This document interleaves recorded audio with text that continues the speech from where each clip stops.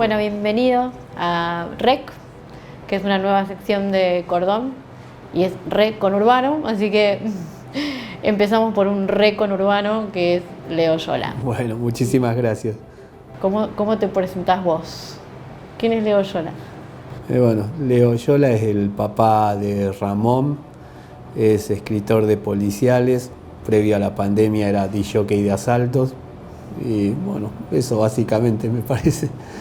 Te tengo que confesar que llamarte y pedirte de venir a charlar para REC es una excusa para hablar de libros, sí, pero sobre todo para hablar del conurbano, que es un tema que nos atraviesa desde la revista y desde donde somos conurbanos y conurbanas, así que vamos a empezar un poco por ahí.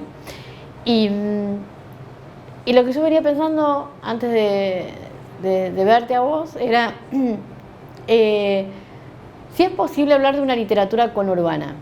Siempre hago la humorada que me amigué con el término, porque a mí cuando me decían vos sos del conurbano, yo decía yo soy de Casanova. ¿Viste? Creo que los que somos del conurbano somos bastante territoriales también. Y a la vez es una sensación de déjà vu, alguien de la zona sur contándote sobre sus lugares, sus vivencias en determinada época, todo, que tienen un paralelo importante conmigo, que me tocó eso mismo, pero en la zona oeste. Digo que me empecé a amigar con el término conurbano la primera vez que me invitaron a dar una charla sobre literatura del conurbano y me pagaron. Entonces, eso también, más allá de la humorada y del interés económico, creo que también tiene que ver mucho con nosotros, que la cultura del laburo está bien ahí adelante.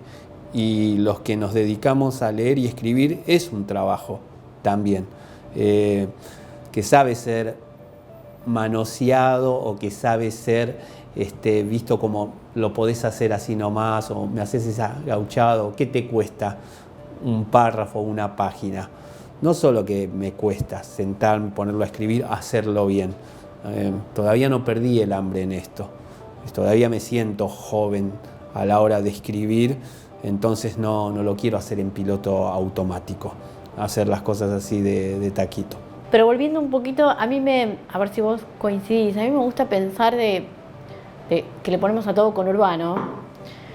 Me gusta pensar que tiene que ver con esta sensación que tenemos, no sé si te pasa lo mismo, de intentar visibilizarnos todo el tiempo.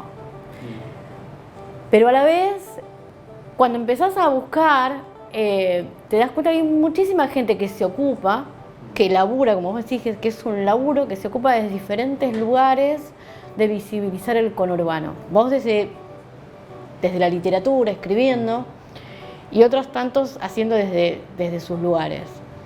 A mí me gusta pensar, y yo empecé hablando de excusas, que esto de ponerle a todo conurbano también es una excusa para seguir visibilizando este espacio tan heterogéneo. Sí, está bien, y también creo que es una puerta, es una forma también de dar a conocer ya importante el prontuario, el currículum de quien viene del conurbano y que va a ser diferente obviamente a una literatura porteña o de una provincia en particular, por esto que también estábamos hablando de lo territorial, pero me parece que hay una expresión que se sabía usar por lo menos, que es no hacerte el otro, que ya simplemente con sentarte a escribir es como cuando te empilchás o cuando haces algo, ya sos la persona de donde viniste, tenés esa carga más bueno, todo lo que te tocó y todo lo que te moldeó, y es importantísimo donde te criaste. Entonces ahí va. Previo a estas etiquetas o otras cosas, la otra vez en una charla comentaba cuando fue la veda de Duhalde en el 96. La de los boliches. Claro, que cortaba todo a las 2 de la mañana. Vos ibas a Jesse James. Iba al Jesse Jane, pero también iba mucho a boliches de Ramos, a Moreno, a Sem, porque ahí se bailaba lento americano y a mí me encantaba bailar americano, sabía bailar americano. Tengo 3 santos, San Jorge, Santa Maradona y Patrick Swayze, y bueno, así que era por ese lado. Pero bueno, nosotros veníamos como... En realidad vos arrancabas tipo 2 de la mañana y te amanecías, entonces nos veníamos a bailar acá a Capital. Y era un bardo, porque era claramente jugar de visitante, claramente venías con un look, venías con algo que no era lo que se curtía acá, la misma música que se pasaba acá no era tanto la de allá, y siempre se terminaba mal en ese choque. Incluso cuando tenías una cierta inquietud o todo, me acuerdo que ahí mismo en esa época, un par de años como mucho, se hacía acá los Buenos Aires no duerme, donde era la feria del libro allá en no en la rural, ahí al costado de ATC en esa época. Y me acuerdo que veníamos porque, bueno, tocaban gratis y de madrugada bandas que uno seguía, como Los Visitantes o cosas así, pero en el medio te encontrabas con toda una movida, gente que leía sus poemas, cosas, todo. Y me acuerdo de una vez que estuvimos de madrugada en un taller de puteadas. Y que, cómo lo planteaba la mujer, y nosotros fuimos y era la segunda clase del taller de puteada. La madrugada anterior había sido la primera del taller de puteada. Te perdiste la primera. Claro, entonces ni bien entra la mujer, ¿qué haces, boluda? ¿Qué haces, conchuda? ¿Qué esto, aquello? Y nosotros nos estábamos a mirar, ¿viste? Como, ¿qué onda? Pero claro, eran los que habían estado en la primera clase, pero lo veías agresivo, todo. Y la cantidad de gilada que decían, hasta que en un momento... Ay, ¿y estos negros putos quiénes son? ¿A quién le decís negro puto? Y se armó, ¿entendés? ¿Qué había? ¿Puteadas porteñas y puteadas conurbanas? No entramos nosotros en el código de entrada y nada, igual ahí en Buenos Aires no duerme, se armaba siempre. Vos en Chamamé decís, hablás de los valores y del conurbano. Uh-huh. ¿Cuáles son esos valores que vos rescatás del conurbano? Tendría que ser bien específico, pero me parece que es un híbrido de muchas cosas y que lo principal venía de mi casa, de mi papá, pero sobre todo de mi mamá, con muchas posturas ante la vida y ante las faltas de oportunidades o lo que fuera, no llorarlo, y si estaban las oportunidades siempre ser agradecido y nunca olvidarse de dónde venís. Entonces, por ahí cuando yo me empecé a dedicar a esto full time, lo que pensaba era, me hace sumamente feliz, pero también soy un privilegiado, que todo lo que tengo viene de algo que escribí. Cuando me pagaron el primer anticipo importante por hacer un cuento, yo sé que me compré para mí un jean, me compré en ese momento el último que era de Bruce Springsteen en Compact, pero después le pude hacer un regalo a mi hijo, un regalo a mi vieja, cosas así, porque es lo que yo veía que pasaba en mi familia.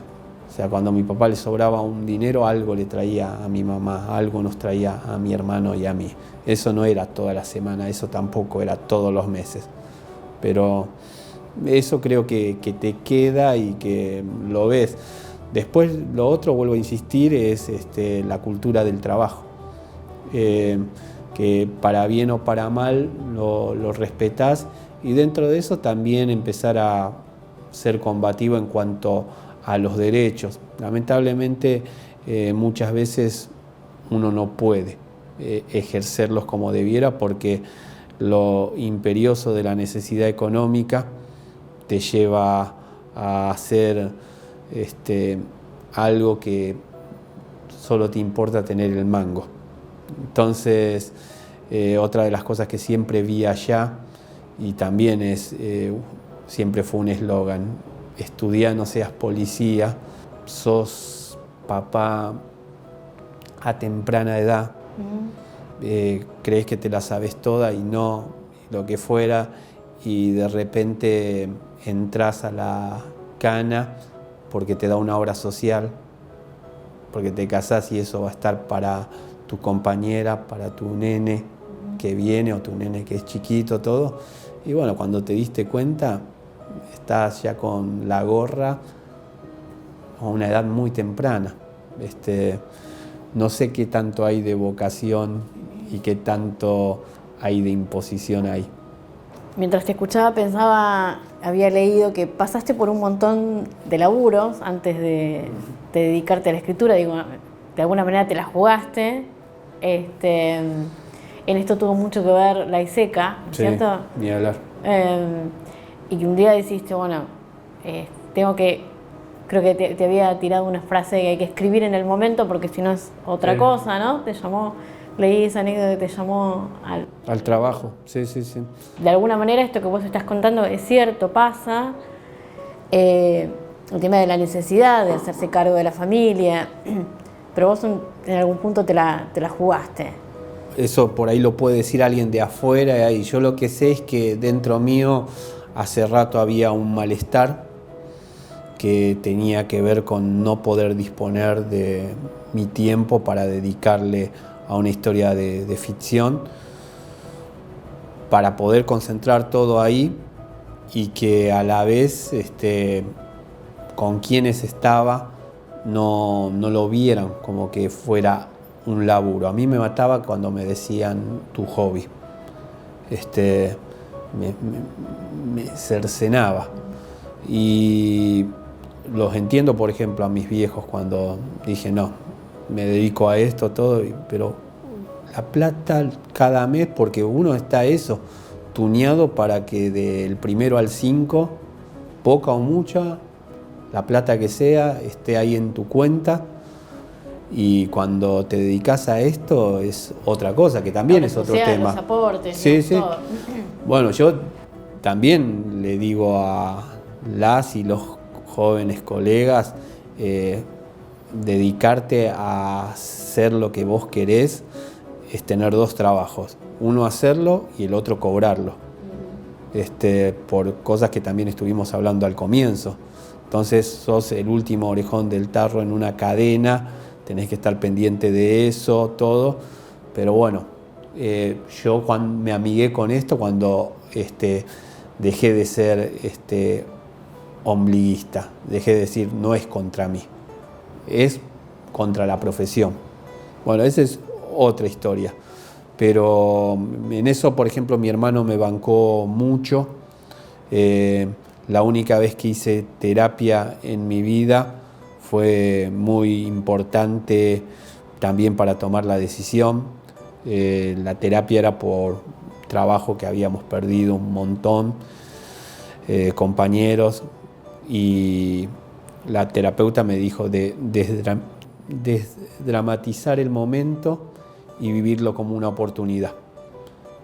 Me dijo, vos vas a poder volver a conseguir un laburo, estás capacitado, un laburo que vas a estar de vuelta de 9 a 5, lo que sea, pero ¿es eso lo que querés o querés manejar tus tiempos para escribir o todo? Y bueno, en eso hay un riesgo y también hay algo que uno tiene que ser consciente. Durante varios años metía la mano en los bolsillos y solo tenía los bolsillos.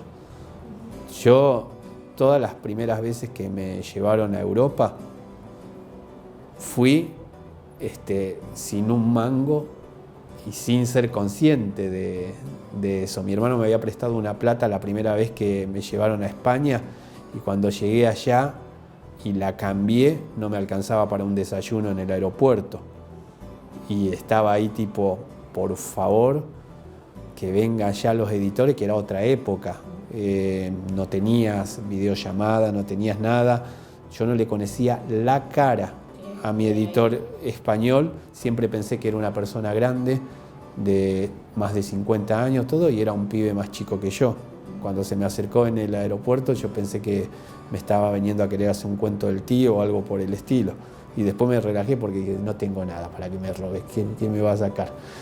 Pero ¿Qué es decidió eso. hacer allá, a presentar el No, fue muy loco eso, porque festival? yo la primer charla que doy como escritor no la di acá, la di allá, en España, en Ibiza, en un congreso que se daba sobre la mutación del lenguaje y me llevaron para que hablara de la jerga, porque bueno, a mí me habían publicado chamamé allá y bueno, fue una locura y a la vez yo también pensaba, esto no va a ser siempre así. Porque nada, me llevaron ahí, nos conocimos con el editor, que ya el libro estaba publicado, todavía no era un año, pero 10, 11 meses, en el aeropuerto. De ahí nos fuimos a Ibiza, que Ibiza es una locura. No, la felicidad todo, y bueno, yo no dejaba de pensar, el año pasado a esta hora estaba requete en la mano y lo único que había hecho había sido escribir esa novela que me estaba ya dando algo y que me terminó dando de todo, chamamé. Por eso también siempre sostengo eso, y para una charla también cuando lo escribí lo siento así. Yo a la hora de escribir trato de ser lo más generoso posible con el texto, porque el texto después queda, pero el texto después también te devuelve la moneda que vos le diste. Entonces no es que lo escribo pensando, con esto voy a, este libro van a hacer una película y me voy a comprar una casa. Esa es una falacia enorme. Lo único que pienso cuando me largo a escribir es, ojalá que lo pueda terminar.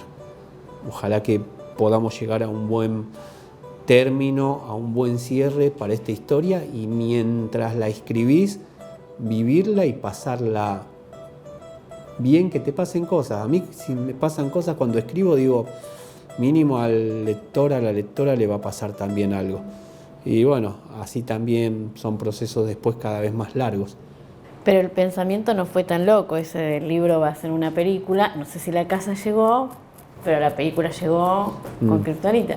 Sí, y bueno, fue hermoso, pero sobre todo también porque cayó, me parece, no solo en muy buenas manos, sino en un gran artista, pero también una persona con don de gente, que es Nicanor Loretti, y que no me dejó afuera de nada, y que me consultó, y que yo siempre le dije, hacé lo que te parece a vos, porque creo que todos cuando leemos algo nos hacemos nuestra película.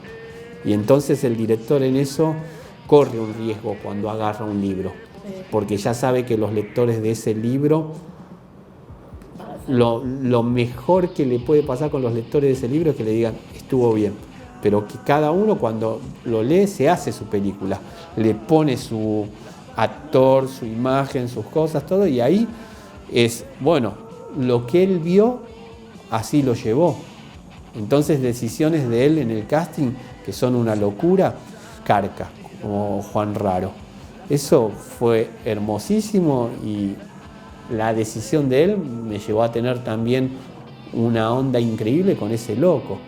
Y un tipo que también viene del conurbano, que tiene su paladar exquisito, su cosa sofisticada. Y bueno, jamás pensé que iba a pasar algo así cuando digo, ¿y a este cómo lo llamo?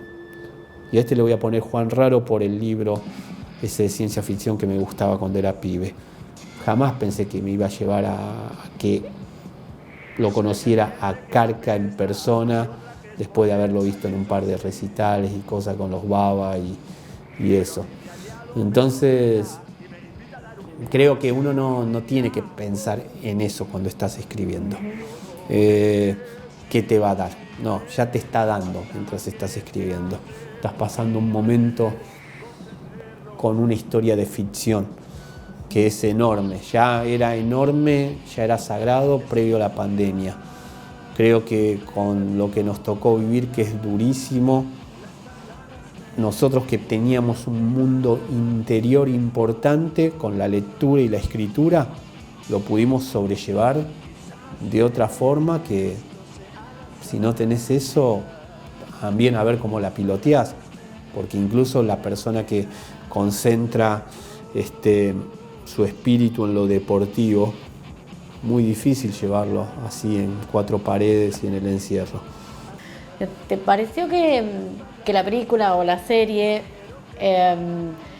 pudieron reconstruir bien el ambiente conurbano? Digamos, siempre tenemos los que trabajamos o investigamos o escribimos algo sobre el conurbano, tenemos que estar muy atentos, no sé si a vos te pasa, que estar muy atentos a no estigmatizar.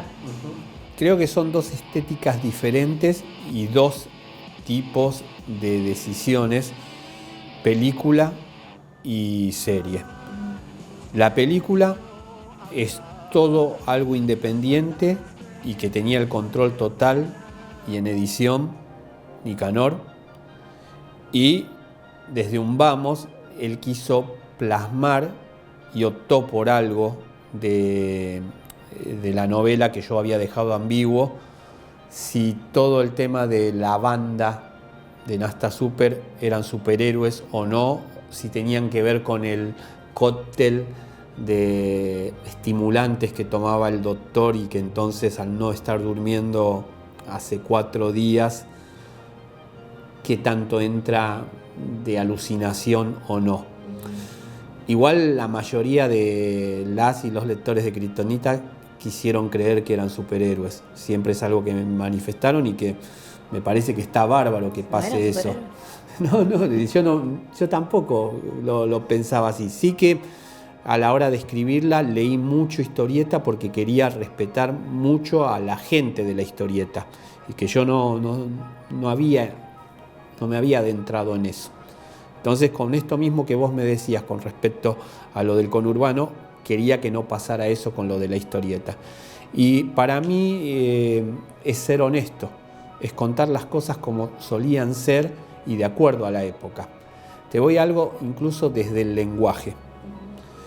Cuando yo escribo la saga de Negro Absoluto, ahí aparece una de mis primeras chicas trans en lo que hago yo. Para mí era importante, lamentablemente, en el trato, marcar cierta cosa despectiva que tenían con ella. Con Lady Di, no, porque ya es otra época. Estamos justo en el advenimiento de la ley del matrimonio igualitario, de un montón de otras conquistas sociales, todo, pero que incluso unos años un poquito más atrás, post 2001, 2002, 2003, en el lenguaje vos empezás a escuchar que va, porque incluso hasta el artículo la también se sabía usar despectivo, pero ahí ya no, ya hay otra cosa de identidad o todo, que esto es desde la experiencia de uno y cómo lo vas poniendo todo. Entonces creo que lo tenés que poner ahí. ¿Por qué? Porque también estamos haciendo ficción. Y me parece que en el habla, en las cosas, en todo, tiene que ponerse como va y sin juzgarlo, ¿sí? Después, obviamente, nosotros nos desenvolvemos de otra manera y vemos cómo lo vamos hablando, pero me parece que es importante ponerlo así. No me parece bueno el pasado mostrar cosas como están ocurriendo hoy. Me parece que es en el pasado tenés que mostrar todo lo duro que fue, lo aberrante que fue, muchas cosas, para que el chico que nació en este siglo, la chica que nació en este siglo, quien fuera, vea lo importante de muchas conquistas sociales y sobre qué, durante qué gobiernos. ¿Te cuesta con esto que decís de a veces tratar de contextualizar lo que se dice, lo que se escribe? Si te cuesta hoy por hoy si lo tenés muy en cuenta esto de muy entre comillas, lo voy a decir, de la cultura de la cancelación, ¿no? Yo creo una cosa. Primero, al no estar en redes sociales, eso no veo qué me puede modificar o no, o todo. Sí, lo que pienso es que vivimos en una época en la que todo es muy inmediato y todo se recorta. Más allá de que esta entrevista vaya editada y que vaya todo, incluso quien la vea online va a ver un segmento, y sobre lo que se quiera agarrar, lo va a decir, lo va a poner, se puede armar algo, todo. Yo lo que pienso es, de mi parte estoy obrando en buena fe cuando estoy diciendo esto, o lo estoy comentando, o todo, pero que no estoy buscando ni polemizar ni nada. Estamos teorizando, estamos hablando sobre una pregunta que vos me hiciste y qué es lo que considero yo para que sea así, de verosímil o que tenga vida la ficción que yo voy a estar contando ahí. Y vuelvo a decir, sí, es incorrecto todo, pero me parece que si nosotros como escritores de ficción nos rendimos a la tiranía de lo políticamente correcto, que es muy diferente a lo que corresponde y a ser educados, estamos en un problema.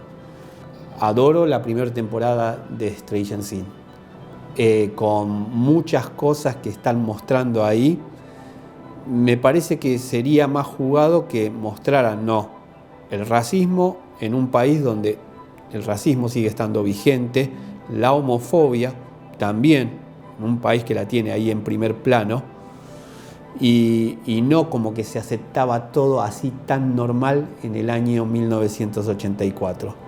No, en el 84, allá y acá también, eran temas muy delicados, muy fuertes, la exposición a la que pasaba la persona con su sexualidad. Entonces eso me parece que en serio no se puede olvidar. Yo lo que pienso es que... pero yo lo que pienso es que a la hora de escribir es pensar qué es lo que pide la historia. Porque, ojo, también hacerlo gratuito no sirve, ni para la ficción, ni para después charlarlo. Si yo lo hago porque digo, ahora voy a tener un montón de gente que va a hablar de esto, todo, no funca. Tiene que ser que lo pida la historia. Y después eso, me gusta mucho, y también una enseñanza de la vida, que se lo escuché a alguien allá en el barrio, como en una película española, Muertos de risa, de Alex de la Iglesia. No podés andar por la vida con el culo fruncido esperando que te den la patada. Leí por ahí que te llevó mucho tiempo escribir Ultratumba. Sí. ¿O te llevó mucho tiempo o lo dejaste en el medio? ¿Cómo fue eso? Hubo un parate de casi 2 años con todo lo que pasó con la película y la serie, porque además que demandaban mucha energía, mucha presencia, eso era una experiencia sumamente festiva al lado de, por ahí, la introspección y la oscuridad que yo necesitaba meterme y salir para escribir Ultratumba. Después, desde la primera vez que estuve en un penal, ya supe que no es que entrabas, salías y eso lo podías volcar en un texto o ficcionalizarlo. La tumba chupa un montón, así que imagínense a las personas privadas de su libertad lo que es a diario y años, pero la tumba lo que chupa es tremendo. Enseguida uno sale de ahí y dice lo que es la libertad, lo que es poder elegir en este momento que dejé las rejas atrás, hacer lo que quiera. Más allá de los deberes, de las obligaciones cotidianas, todo, poder decidir. Es tremendo que uno quede privado de eso. Por un error, por algo fulero que alguien hace en la vida, paga un precio enorme, perdiendo la libertad. Básicamente lo que son los talleres de escrituras y lecturas, rejas adentro, uno también va a escuchar y a ver cómo pueden desahogarse y cómo pueden evadirse momentáneamente del encierro. Y hay muchas historias de vida ahí que son tremendas. Yo por eso también creo que se fue dilatando un montón, porque al lado de muchas otras que siempre supe contar ficcionalizando de gente cercana o cosas propias para que tuvieran vida las ficciones de otros libros, acá yo necesité un par de chicas con un flaco en particular y decirle, mirá, voy a hacer esto, lo que vos me compartiste o todo, vos vas a saber que sos vos porque me la contaste, pero necesito que me digas cómo te vas a sentir con eso, si querés o no. La empecé un rato antes, pero no era ni en la unidad penitenciaria y era una historia en una villa y entre dos amantes hombres, que era así la anécdota que empezó, pero después yo me di cuenta de que se repetía con cosas de Kriptonita y sobre todo de la saga La Víbora Blanca, y justo empecé con las unidades penitenciarias y decía, acá hay algo para contar, acá hay un escenario para transitar, y bueno, ya fue todo un mundo entrar ahí, pero sobre todo cuando entré en las unifemeninas. Y bueno, entonces, para la historia como yo contaba, sin juzgar, porque eso también aprendés, a no juzgar la historia, a no juzgar las cosas que están ahí, todo. Ella me había dicho algo muy fuerte que decía, esta es mi historia de amor. ¿Viste? Y bueno, obviamente después empezaron en la sociedad muchas otras cosas, más en primer plano, todo. Y para mí me era interesante la visión de ella de cómo lo decía así. Entonces, me parece que también en una época que estamos con mucho panfleto, con muchas cosas, está bueno profundizar y ver, y que sí, lamentablemente cada relación es un mundo, cada cosa están ahí. Bueno, obviamente hay que evitar, la palabra tóxico está muy manoseada, sí, y simplifica muchas cosas, pero obviamente hay que evitar la violencia ahí, y bueno, el desenlace en esa historia, que para nadie está bueno todo, pero eso pasaba con Ultratumba, y cuando la retomo después de que terminamos la serie, sí, nosotros fue todo un tema volver a eso, y ahí también, bueno, me empezaron a crecer otros personajes, y de la editorial también me habían propuesto el tema de que veían que la historia se sostenía solo con el universo carcelario, y que por ahí el tema de los zombies, las zombies, no interesaba tanto a ellas. O decían, la historia puede avanzar así, porque ellas también, mis editoras, estaban interesadas en que terminara el libro. Tenían miedo de que me enroscara y que no lo largara más, y también querían un libro nuevo mío con todo lo que había pasado con Kriptonita. Pero yo sabía que tenía que transitar un poco más, y que después no lo iba a poder tolerar si el libro era solo ficcionalización de las vivencias y las historias que me compartían allá. Necesitaba el componente fantástico. De hecho, pienso hacia atrás todos mis libros, y todo lo fantástico a mí me da un aire, me da una libertad como para poder meterme de lleno con lo más áspero y después poder meter esto otro. Yo pensaba cuando terminaba de releerlo, porque leí el año pasado por primera vez, que no le falta casi nada del universo carcelario, porque vos, sin spoilear, que hay un alto componente de una gran mirada, una perspectiva de género también en Ultratumba, desde diversos lugares, desde la historia de Loureiro, pero también hay una frase que se había viralizado hace un tiempo a partir de Ni Una Menos, que es: si no vuelvo hagan mierda todo, y es una frase que vos pones en el Sí, libro. Bueno, pero por eso es una frase más que nada un grito de guerra, por lo menos lo que yo tengo entendido, de la persona que pierde su libertad cuando va a entrar a cumplir condena. Después empieza a tener o por lo menos como primera vez lo escuché yo.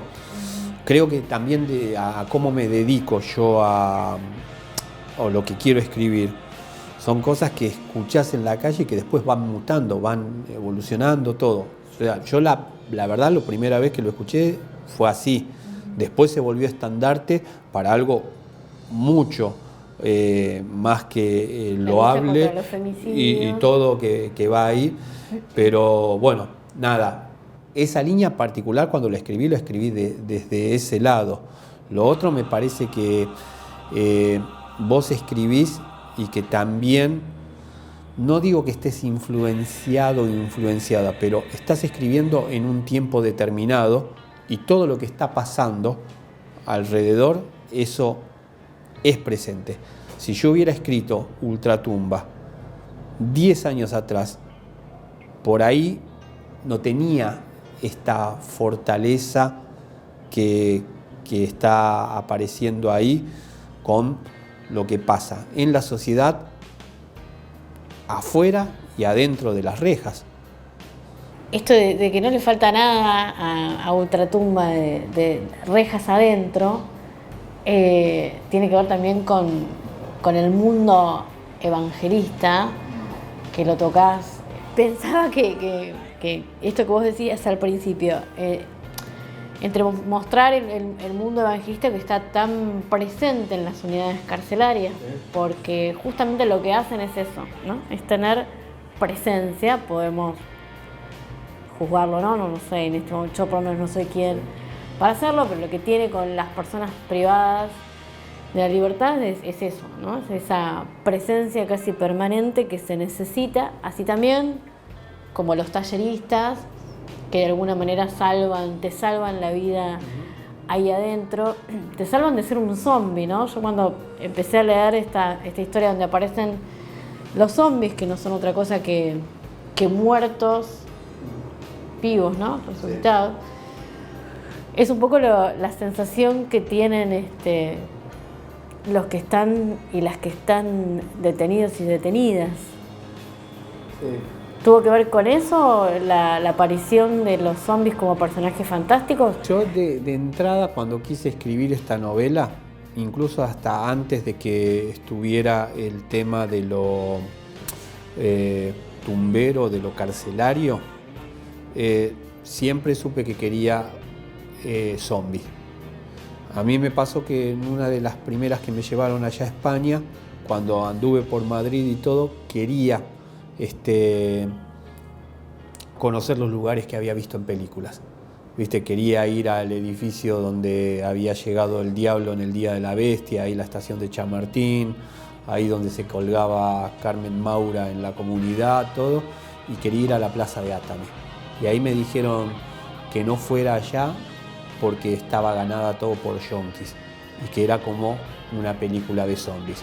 Y yo le digo, yo soy de Casanova, pasé por Liniers, por Constitución, que me venía a decirle esto todo. Fui y claro, era como me pintaban ellos todo, pero a mí me fue muy impresionante ver la gente así en un día como hoy de sol, completamente perdida, y de otro tipo de falopa, ¿no? La heroína y otras cosas que estaban ahí, pero tremendo tremendo y era literalmente eso. En paralelo acá venía todo el asunto del Paco, la anécdota que a mí me despertaba contar esta historia de estos dos amantes, que uno era dealer y el otro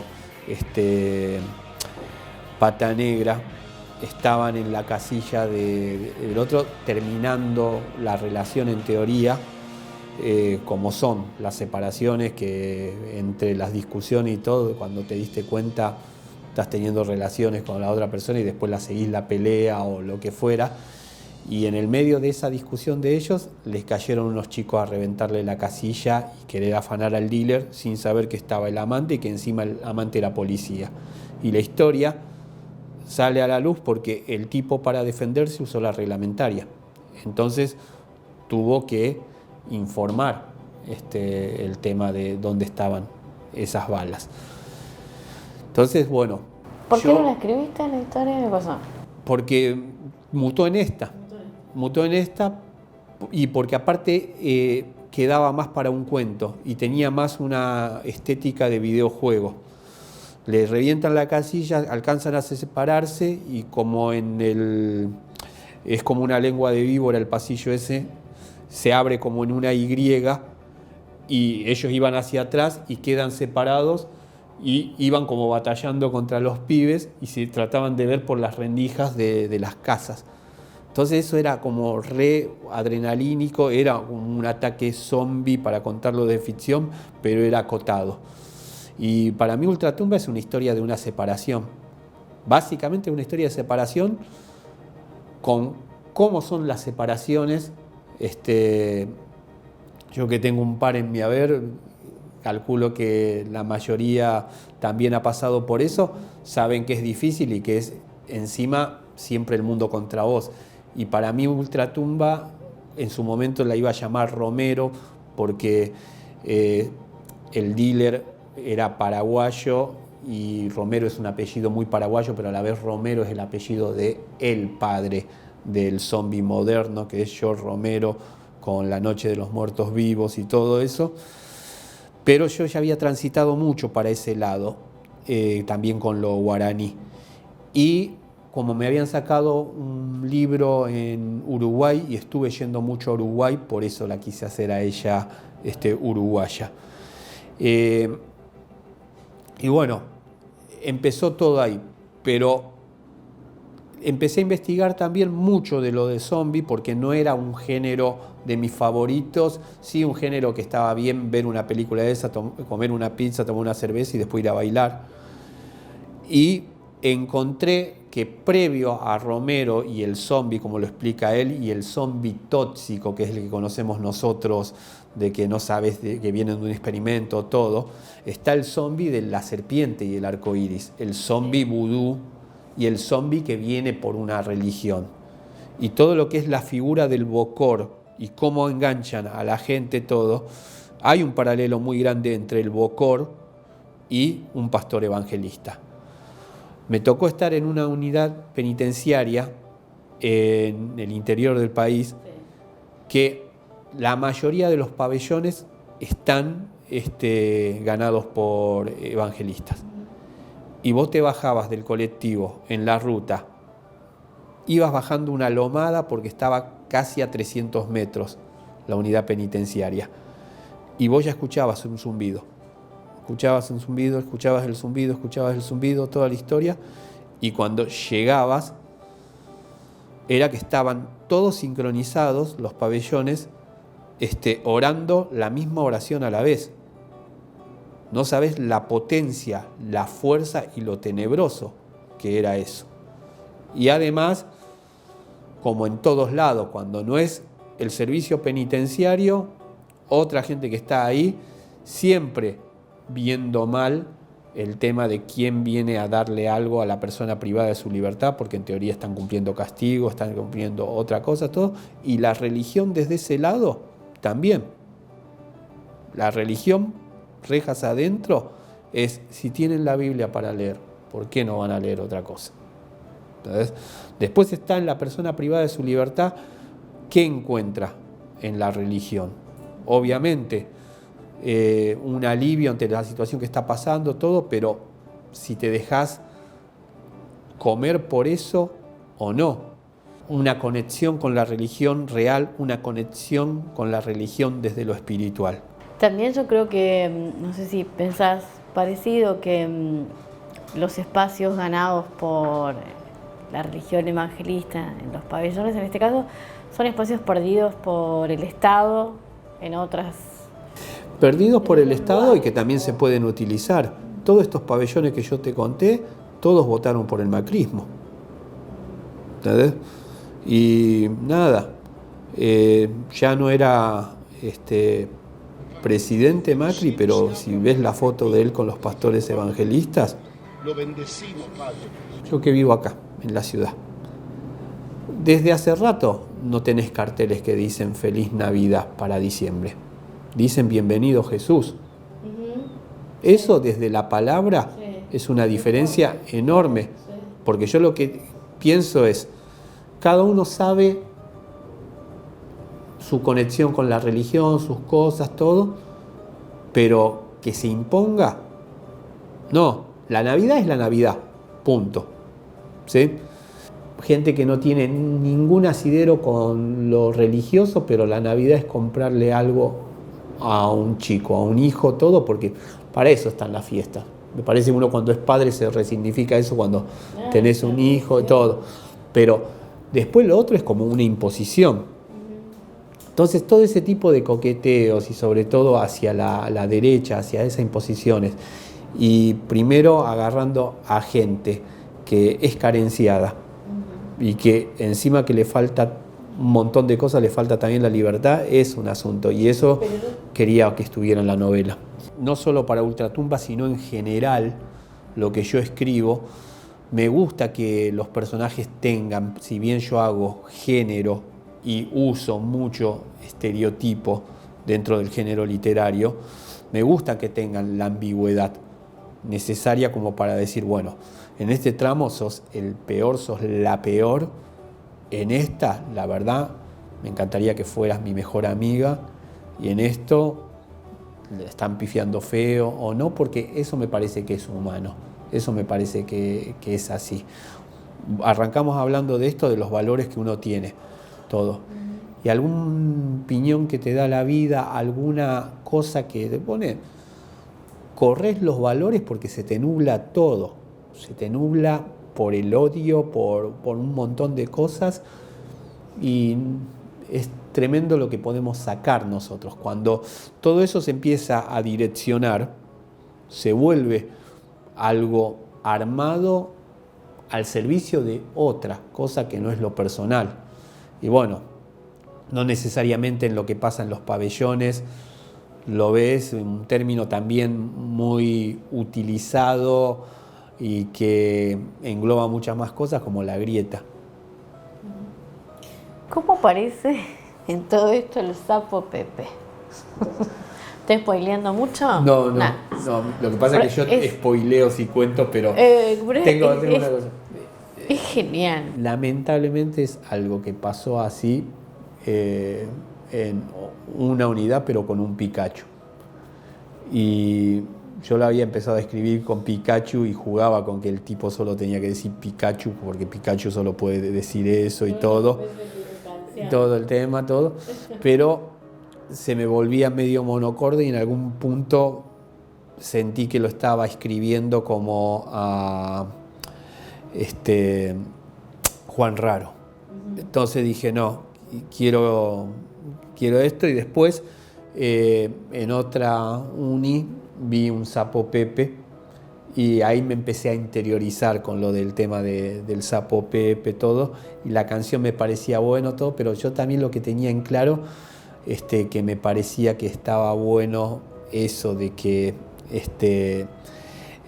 peleara vestido de esto, todo. Creo que ya te lo pregunté, que si no te costó esto de poder, de narrar la violencia dentro de las unidades penitenciarias y que no, realmente que no sea, que no estigmatice, que no sea más de lo mismo, de lo que ya estamos acostumbrados. Y es que todo eso lo charlamos mucho con las chicas con los muchachos en los pabellones. Entonces, cómo podían llegar a ver el marginal y qué cosas les copaban, qué cosas no, por qué era el pulgar abajo al marginal 1, por qué el marginal 2 en adelante les copaba otras cosas. Y el marginal 1, aparte de cosas específicas, todo es que el punto de vista es de un cana. Claro. Que si bien está cumpliendo condena, es un cana. Claro. Y el cana que cumple condena no es delincuente, siempre va a ser cana. Entonces, esas cosas como que alejaban, y esas cosas, bueno, para verlo de ahí. Las chicas, obviamente, de decirnos que era una pavada, Orange is the New Black, Vis a Vis, todo, ¿por qué? Porque son cárceles de primer mundo y ni siquiera, y netamente ficticio, y bueno, los conflictos, las cosas, todo. Pero a la vez también dentro de lo que son los subgéneros, era cómo tocas los tópicos que están ahí sin caer en eso. Y sin romantizar todo.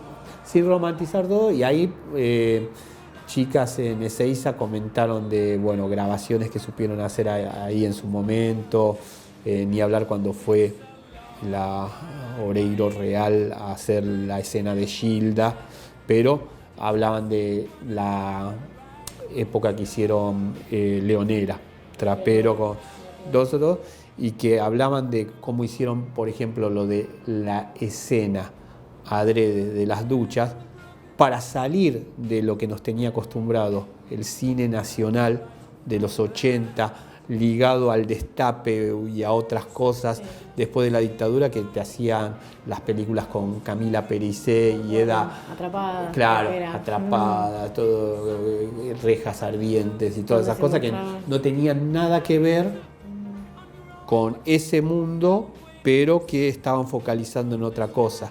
Entonces, de esas charlas estaban bien. Y de ahí también, de una charla me vino como quién tenía que ser la narradora en tercera persona de Ultratumba.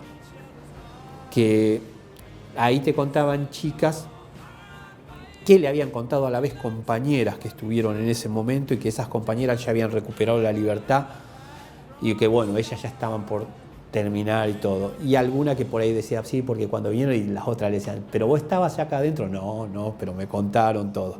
Entonces yo pienso que Ultratumba la está contando una chica que está privada de su libertad, que está cumpliendo condena en la 73 ya hace rato, y que le está contando a las nuevas de lo que pasó aquella vez, ese domingo, Día del Niño, en el que el pabellón de evangelistas no sabe lo que hicieron. Se picó. Entonces, claro, tal cual, se picó todo. Y que incluso permita esas cosas de exageraciones. Por eso a mí me gusta La Fuga de Córdoba. La Fuga de Córdoba, dentro de lo que es la literatura carcelaria, es un cliché, es un estereotipo, es algo que tiene que estar. Alguien que se escape porque te da a eso. No solo volví a ver Papillón, sino que leí el libro de la persona, todo, pero después empezar a ver todo eso por ese lado. Y por eso la narradora dice que hasta aleteó en el aire para intentar, se dio cuenta en el aire que no llegaba, sino aleteaba al cable. Queremos que... Y todos ahí. Dale, Córdoba, escapate. Y bueno, y Córdoba está también basado en alguien real, en una persona puntual y todo. ¿Qué te gustaría leer sobre conurbano que todavía no hayas leído? Y que alguna vez hayas pensado, me gustaría leer esto. O sea, me gustaría, son varias cosas. Varias cosas, todo. Me parece que urgente se tiene que contar la cantidad de chicos que han sufrido la violencia policial, y todo lo que es el aparato para ocultar eso, incluso para armar causas y todo, porque nada, Vidal durante su mandato te inaugura un centro en Campana para chicos que cometen su primer infracción y te hace todo un discurso que me parece terrible, que no va por ahí, que si bien el IRAR es un instituto en Rosario, está muy cercano a esto de Campana, y el IRAR es un edificio del medioevo. Deberían de haber hecho algo así ahí y no lo que hicieron ahí todo. Entonces me parece que se tiene que contar todo esto ahora que se estrena la película de Polanski, Yo acuso, y se ve todo esto de una causa que se le arma a alguien dentro de una fuerza militar, dentro de una organización, como a alguien pobre, con tal de cubrir un procedimiento, con tal de cubrir un error humano, no van a hacer pasar ahí. Después es muy fácil desde la sociedad decir, bueno, pero el pibe no, hay pibes que no, qué sé yo, eso. Sí. Gracias, Leo. Por favor, gracias a vos.